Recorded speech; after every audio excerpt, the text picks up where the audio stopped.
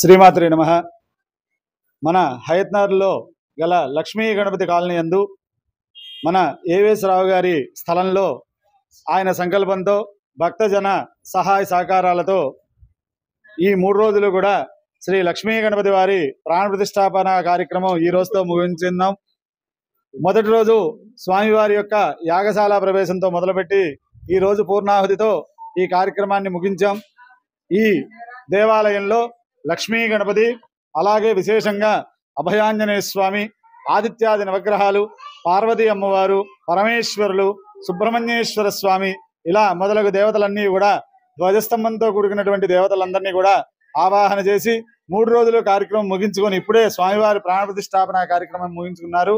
ఆ భక్తులందరూ కూడా ఎంతో సంతోషంతో కాలనీ వాసులే కాకుండా చుట్టుపక్కల ఉన్న గ్రామాలందరూ కూడా ఇక్కడికి విచ్చేసి ఈ కార్యక్రమాన్ని, స్వామివారి యొక్క కార్యక్రమాన్ని చూసి తిలకించి స్వామివారి ఆశీస్సులు పొంది ఈ కార్యక్రమాన్ని జయప్రదం చేశారు. కాబట్టి రిటైర్ అయిపోయాను. రిటైర్ ఎంతో కొంత డబ్బు నాకు వస్తుంది. ఈ స్థలం ఉంది, అమ్ముకుంటే ఏముంది, కొంచెం డబ్బు వస్తుంది. ఎంత నేను మాత్రం తింటాను, నా పిల్లలందరూ సెటిల్ అయ్యారు. సో కొంచెం మంచి పని చేద్దాం అనే ఉద్దేశంతో ఈ స్థలంలో గుడి కట్టచ్చు అని నేను అనుకున్నాను.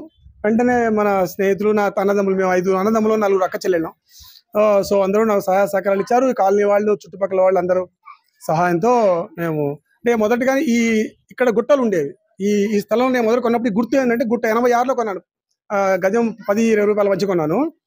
ఇక్కడ గుట్టలు ఉండేవి, 3 గుట్టలు. ఆంజనేయ స్వామి దగ్గర ఒక గుట్ట, ఇక్కడ శివుడి దగ్గర ఒక గుట్ట, ఇక్కడ తులసి చెట్టు పెట్టాను అక్కడ గుట్ట పెద్ద బండరాళ్ళు ఉండేవి. 87లో ఒకసారి ఇక్కడ ఈ ఎదురుగా వినాయకుడు చెక్కే విగ్రహాలు వాళ్ళు ఉన్నారు. వాళ్ళని పిలిచి, అరే ఇది ఏమైనా చెక్కితే మనకి శివలింగం అవుతుందని జస్ట్ అనుకున్నాను. 87లో నాకేం అంత మహాభక్తుడిని కాదు, నేను మామూలు అందరిలాగానే నేను కూడా కష్ట నష్టాలు ఓర్చిన వాడిని. సరే అతను వాళ్ళు పడదు సార్, ఇది ఈ రాయి విరిగిపోతుంది, మంచి రాయి కావాలని చెప్పారు. సరే బీజం అని అనుకుంటాను, దేవుడే సంకల్పించాడు. ఇప్పుడు నేను కట్టగలిగాను అందరి సహాయ సహకారంతో. నాకు కూడా అదృష్టం, నేను కూడా స్వామివారి సేవలో పాల్గొన్నాను. అంతవరకు టెంపుల్ని నిర్మించాలనే ఆలోచన రావటం చాలా ముఖ్యమైన విషయం. దీనికి దాతగా ముందుకు వచ్చినటువంటి శేషగిరిరావు గారికి ధన్యవాదాలు ముఖ్యంగా. అండ్ వాళ్ళు ఒక ట్రస్ట్ ని ఏర్పాటు చేసి వాళ్ళ ద్వారా కొంత అమౌంట్ ని అరేంజ్ చేసి గుడి నిర్మాణానికి సహకరించడం వల్ల మాలో కూడా, మా కమిటీ సభ్యుల ద్వారా, మా కాలనీ సభ్యుల ద్వారా, ఇంకా ఇతర కాలనీ వాళ్ళ సహకారంతో మేము ఈ కమిటీని ఏర్పాటు చేసుకొని ఈ ప్రతిష్టా కార్యక్రమాన్ని ముందుకు తీసుకుని వెళ్ళటం జరిగింది. 3 రోజులు నిర్విరామంగా హోమాన్ని నిర్వహించాము అండ్ దీక్షను నిర్వహించారు. దంపతులు ఎవరైతే హోమంలో పార్టిసిపేట్ చేశారో వాళ్ళు మంచిగా శుద్ధిగా ఉండటం అండ్ రిమైనింగ్ కార్యక్రమాలని కూడా ముందుకు తీసుకొని వెళ్ళారు.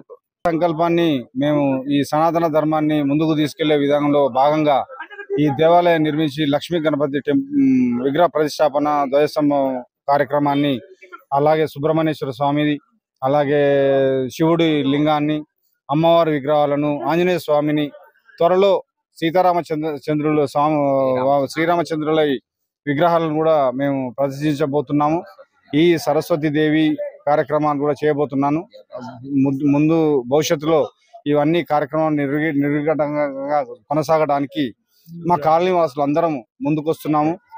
లక్ష్మీ గణపతి కాలనీలో లక్ష్మీ గణపతి విగ్రహ ప్రతిష్ట అంగరంగ వైభవంగా ఈరోజు జరిగింది.